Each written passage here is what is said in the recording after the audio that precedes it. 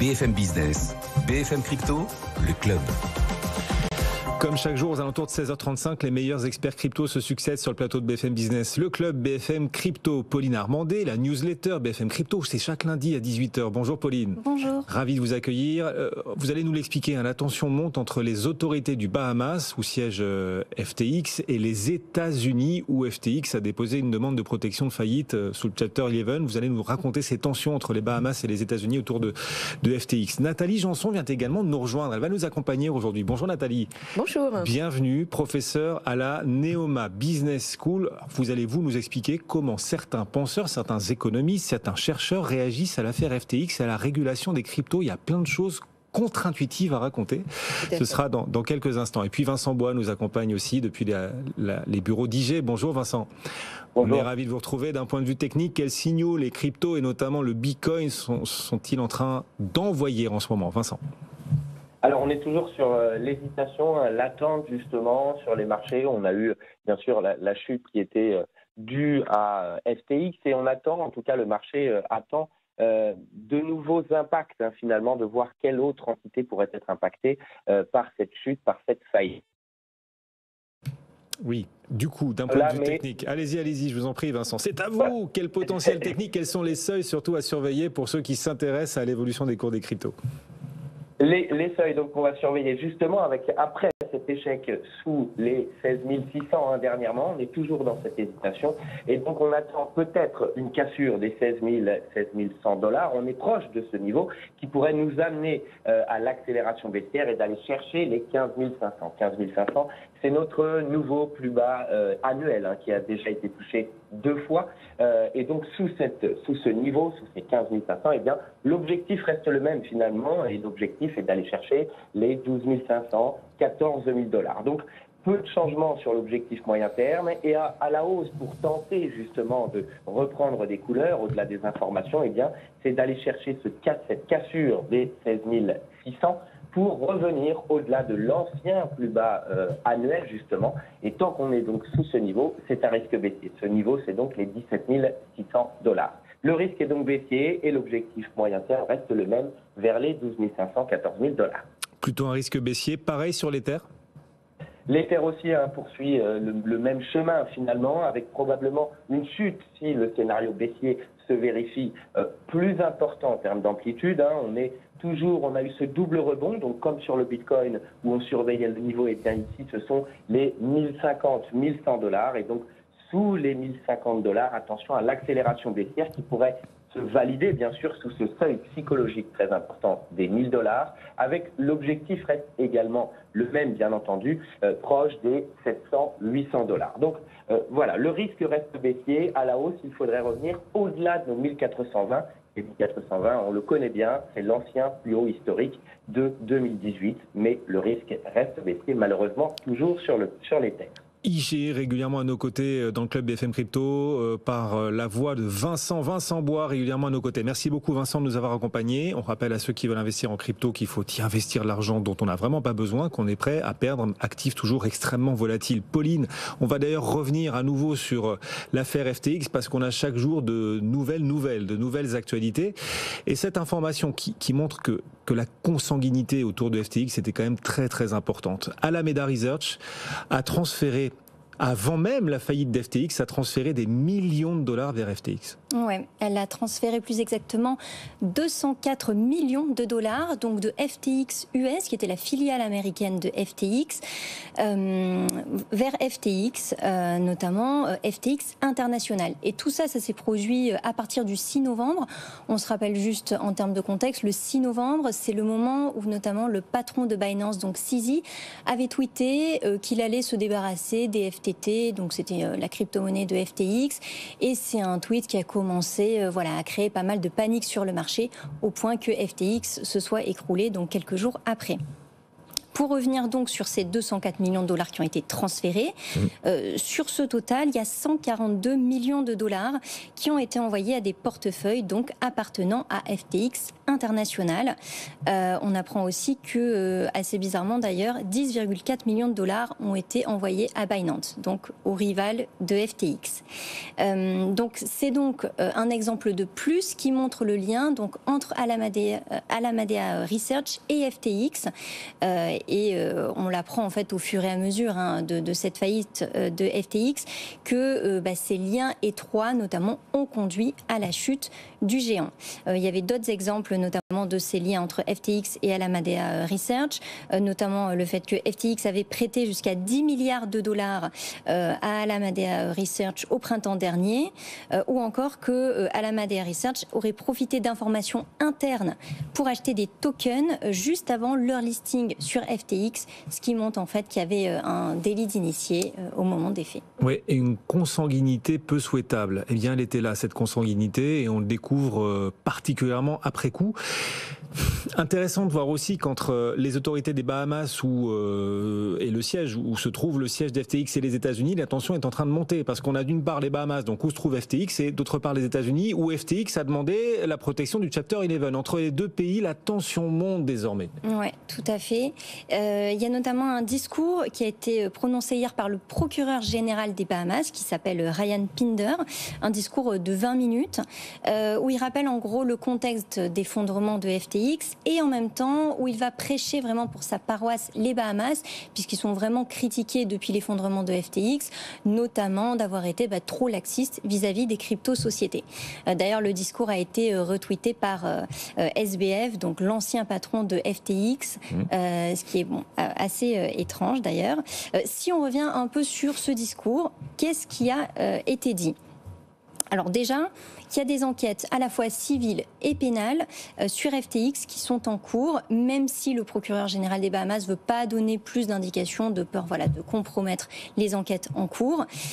Et ce qu'on voit, effectivement, c'est l'aspect très politique de ce discours. Ça fait plusieurs jours que, comme vous l'avez dit Guillaume, il y a vraiment des tensions entre les Bahamas et les États-Unis, notamment parce que, par exemple, les avocats de FTX ou le nouveau patron de FTX, qui s'appelle John Ray III, ont mis en fait en question certaines actions des Bahamas, comme par exemple le transfert des actifs de FTX Digital Market vers un portefeuille numérique le 12 novembre, donc vraiment après la faillite de FTX. Alors côté Bahamas, pourquoi il y a eu ce transfert ? C'est pour en gros protéger les fonds des clients de FTX, mais par contre côté FTX, c'est en fait interprété comme le fait que SBF veut en gros bloquer la procédure du chapitre 11 de la loi sur les faillites que FTX a demandé. Donc on voit qu'il se renvoie en fait la balle sur cette question-là. Des fonds, notamment des clients. Et alors la question, c'est de savoir si l'affaire FTX est l'aboutissement de certaines incohérences, de certains énormes trous dans la raquette de l'écosystème crypto, ou si c'est le début d'une cascade. D'après CZ, c'est peut-être le début. CZ, oiseau de mauvais augure pour la suite, d'après vous, CZ, le patron de Binance, qui s'est exprimé et pour qui, en effet, on n'est peut-être qu'au début d'un processus ? Oui, effectivement, le patron de Binance, c'est en fait un peu au cœur aussi de ce scandale FTX, dans le sens où, comme je le disais tout à l'heure, il avait fait un tweet le 6 novembre qui avait évidemment déstabilisé un peu le marché. En fait, dans une interview récente à Bloomberg TV, CZ a déclaré que selon lui, je m'attends à ce qu'il y ait une contagion sur le marché des crypto-monnaies. Il répondait en fait à une question d'une journaliste de Bloomberg TV qui lui disait après FTX, est-ce qu'il va y avoir d'autres acteurs qui vont tomber ? On pense notamment à Genesis, on pense aussi à BlockFi. D'ailleurs, selon des informations vraiment de dernière minute, la société va faire faillite aujourd'hui ou a déposé le bilan. Peut-être que c'est en ce moment même. Donc c'est vraiment aujourd'hui que la situation est très critique pour BlockFi. Et ça, c'est embêtant aussi pour l'écosystème. BlockFi, ça pèse quand même. Ouais. Si BlockFi tombe, ça va a priori aussi créer un nouvel effet de contagion sur le marché, ça va être assez compliqué. Et donc, CZ, en fin de semaine dernière, avait parlé de nouveaux effondrements. Et en tant qu'oiseau de mauvais augure, on se retrouve avec BlockFi qui est clairement dans la tourmente aujourd'hui. Bon, et donc, CZ aura-t-il raison? Peut-être. En tout cas, les effets en chaîne, les effets de cascade se poursuivent après la chute de FTX. Alors, Nathalie Janson, la Neoma Business School, où vous êtes professeur, vous nous accompagnez aussi régulièrement dans ce rendez-vous. Tout le monde se demande si l'univers crypto ne devrait pas être davantage régulé. Enfin, c'est même pas que tout le monde se le demande, c'est que tout le monde se dit que l'univers crypto devrait être davantage régulé. Eh ben, c'est pas le point de vue de certains chercheurs, certains penseurs, certains économistes qui estiment, alors de manière complètement contre-intuitive, qu'au contraire, il faut tout sauf réguler cet écosystème. Est-ce que vous pouvez nous expliquer? Oui, alors c'est effectivement, c'était un point de vue défendu par notamment Stephen Cecchetti, qui est assez connu comme professeur de banque et finance, qui a un ouvrage de référence qui est très utilisé dans les cours, notamment de tout ce qui est money and banking, et qui dit effectivement, qui déclare, ne régulons pas, laissons les cryptos mourir. Donc en fait, son point de vue est effectivement contre-intuitif. L'idée, c'est que si jamais les régulateurs, effectivement, font une réglementation beaucoup plus cohérente, parce que c'est pas qu'il y en a pas, c'est qu'elle manque de cohérence, en fait, et donc du coup, ce qui explique que certains personnages comme FTX ont pu travailler à corps le système et le travailler à leur avantage, et dit en substance, si on régule comme d'autres secteurs qui ressemblent, par exemple des fonds d'investissement ou qui de façon similaire, parce qu'effectivement les cryptos sont régulés de façon différente. En tout cas, les plateformes de trading n'ont pas du tout le même statut que par exemple si vous faites du trading en action. On répond pas aux mêmes régulateurs. Et bien si jamais on faisait ça donnerait une espèce de blanc-seing. Enfin, on va officialiser l'existence des cryptos, du secteur crypto, et donc ça sera un gage de confiance puisque les régulateurs régulent, les investisseurs institutionnels vont continuer à y aller, les particuliers également, et donc le secteur va continuer à prospérer.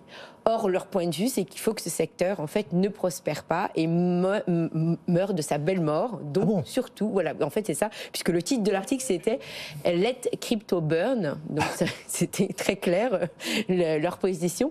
Donc, en fait, ils voulaient surtout pas que cette régulation plus stabilise, en fait, le secteur, parce qu'ils ont peur, en fait, de la prospérité du secteur à l'avenir. Oui, donc, quand le régularisant, on l'institutionnalise, exactement. Voilà. Et donc, donnez-leur ce qu'ils demandent, en gros. C'est l'univers crypto, en tout cas les plus cypherpunk demandent à ce qu'il n'y ait pas de régulation. Voilà. Donnez-leur ce qu'ils demandent pour que l'écosystème crypto s'autodétruise de lui-même. Exactement, c'est un peu ça. Et en fait, ils ne croient pas du tout à ce que le secteur puisse s'autoréguler ou en tout cas gère ces phases de crise. Et donc, eux, leur conviction, c'est qu'effectivement, c'est pas du tout en phase avec la philosophie de toute façon crypto et que ils mourront un jour ou l'autre. Donc, c'est un propos assez fort qui détonne, qui n'est pas sans désintérêt, parce qu'effectivement, quand vous y pensez, lorsqu'on régule, on donne un gage, enfin en tout cas on donne des moyens de se défendre, et ça veut donc dire que quelqu'un qui hésiterait à y aller se dit, si maintenant on a une nouvelle régulation avec des vrais contrôles, avec des moyens de se retourner pour pouvoir, je sais pas, récupérer ses fonds, enfin toutes les problématiques auxquelles les investisseurs font face aujourd'hui à leurs problèmes pour retirer leurs fonds, en effet, ça donnerait une plus grande facilité d'investissement. C'est ça. Donc, si on régule les cryptos, c'est le point de vue de ces deux économistes qui sont clairement anti-crypto. Ils sont très clairs. On peut le dire. C'est complètement caché sur la table. Ils disent, cet écosystème va disparaître justement si on lui donne ce qu'il demande, à savoir une absence de régulation. En ne le régulant pas, on ne lui apportera pas la légitimité qui ferait que finalement l'univers crypto se serait démocratisé et qu'on aboutirait à, dans des affaires comme FTX plus tard, à une forme de too big to fail. Oui, voilà, tout à fait. C'est exactement ça. C'est vraiment. Alors, ce n'est pas. C'est intéressant parce qu'effectivement, on l'a observé dans d'autres pour d'autres entreprises entreprises, c'est-à-dire too big to fail, on voit bien que ça se contamine à l'ensemble du marché financier. C'est pas seulement les banques, hein, ce sont on l'a bien vu avec à l'époque de Lehman Brothers, que voilà, la problématique a été rediscutée. Donc le point de vue est intéressant en tout cas, et il est vrai, comme je le disais en introduction, que il faut bien savoir que les plateformes de trading ont été incorporées sous une licence très particulière qui n'ont pas celui d'une plateforme de trading standard, mais ce qu'on appelle aux États-Unis, parce que je ne connais pas d'équivalent, enfin en tout cas je ne connais pas son nom en français, ce qu'on appelle des monnaies transmetteurs. C'est comme Western Union, c'est-à-dire qu'en fait ils bénéficient d'un statut assez particulier où effectivement les exigences sont assez faibles, notamment en termes de fonds propres, mais surtout en termes d'utilisation de fonds des clients, c'est-à-dire du traçage. Pourquoi ? Parce qu'en fait, ces licences avaient été développées au début du XXe siècle pour aider les migrants qui arrivaient aux États-Unis à envoyer de l'argent à l'époque en Angleterre, en Irlande ou je ne sais où, ou en Italie ou en France même, et que c'était pour gérer des petites sommes d'argent. Bon, évidemment, aujourd'hui, c'est pas tout à fait ce qui se passe, mais c'est intéressant de voir l'inadéquation, en effet, de la... Et ça, c'est pour le territoire américain. Et ce qui est très intéressant, c'est que, voilà, l'affaire FTX, on voit, alors, secoue énormément l'univers crypto, ça secoue absolument pas l'économie réelle, enfin l'économie traditionnelle, ni même les marchés financiers traditionnels. À ce stade, en tout cas, il y a absolument aucun impact. Ce que disent ces économistes qui prônent vraiment l'absence de régulation pour que l'écosystème meure de lui-même, c'est leur point de vue. Ce qu'ils disent, c'est que si on régule, on va entraîner une démocratisation qui va faire que le risque systémique finirait par apparaître avec une affaire comme FTX. Tout à fait. Ah, mais c'est clair dans leurs propos. Ils redoutent l'effet systémique qui adviendrait si jamais le système perdurait. Est-ce qu'on peut se dire néanmoins que CZ leur apporte un contre-exemple ? Est-ce que CZ, à travers son plan de sauvetage, entre guillemets, le plan de sauvetage qu'il propose pour l'écosystème, la levée de fonds, une prise de participation dans certains projets aussi de Binance, est-ce que ce que propose CZ et ce que propose Binance viennent apporter la preuve que non, c'est pas vrai, l'écosystème pourra s'autoréguler par l'initiative de certains de ses principaux acteurs? Oui, en tout cas, je pense que c'est ce que c'est ce que ceux du système espèrent. Et quand on y réfléchit bien, c'est leur intérêt. C'est-à-dire l'intérêt de Binance, c'est surtout que le système ne s'écroule pas. Donc lui, il a tout intérêt à faire ses actions. Du point de vue historique que j'ai, parce que pour avoir étudié les développements des systèmes bancaires, on avait cette même forme d'auto-régulation. Pour la même raison, les banques n'avaient pas intérêt à laisser leurs consorts complètement disparaître et mettre en péril l'intégrité du système, parce que ça les mettait en péril elles-mêmes. Donc l'action de CZ, on voit, est effectivement là pour essayer de faire en sorte que le système ne s'écroule pas, puisque sinon son fonds de commerce disparaîtrait. Donc peut-être qu'il ne va pas y arriver, mais en tout cas son initiative n'est pas surprenante. C'est normal qu'il ait envie d'œuvrer pour la survie de son activité. Oui, mais est-ce qu'il n'y a pas un côté pompier pyromane dans le sens où Binance a essayé d'apporter quelques solutions pour sauver un certain nombre d'acteurs de l'écosystème, mais apportant des solutions, levant des fonds, Binance va renforcer la centralisation autour de Binance, autour de la marque, autour de sa plateforme, une centralisation qui sortirait peut-être encore un peu renforcée de cette crise. Et c'est exactement l'inverse de ce qu'il faut. Est-ce qu'il ne faut pas craindre que le pompier soit en réalité, en l'occurrence et en l'état, une forme de pyromane aussi? Oui, tout à fait.